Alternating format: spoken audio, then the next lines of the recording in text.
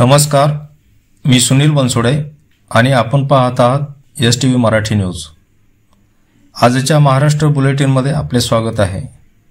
महाराष्ट्रातील ताज्या घडामोडी पाहण्यासाठी आमच्या चॅनलला लाईक, सबस्क्राइब आणि शेअर करा। चला तर मग पाहूया आजच्या महाराष्ट्रातील टॉप घडामोडी।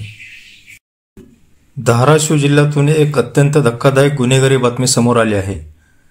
धाराशिव जिल्ह्यातील तुळजापूर तालुक्यातील केशेगाव येथे जुन्या भांडणाच्या रागातून एका टपरी चालकाची भर दिवसा कुऱ्हाडीने वार करून निर्घृण हत्या करण्यात आली आहे। गुरुसिद्धप्पा दहिटणे असे मृत टपरी चालकाचे नाव आहे।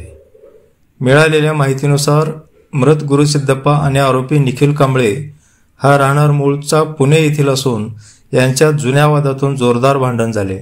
या वादाचे रूपांतर हाणामारी झाले आणि क्रोधाच्या भरात निखिल कांबळे याने दहिटणे यांच्यावर कुऱ्हाडीने वार केले।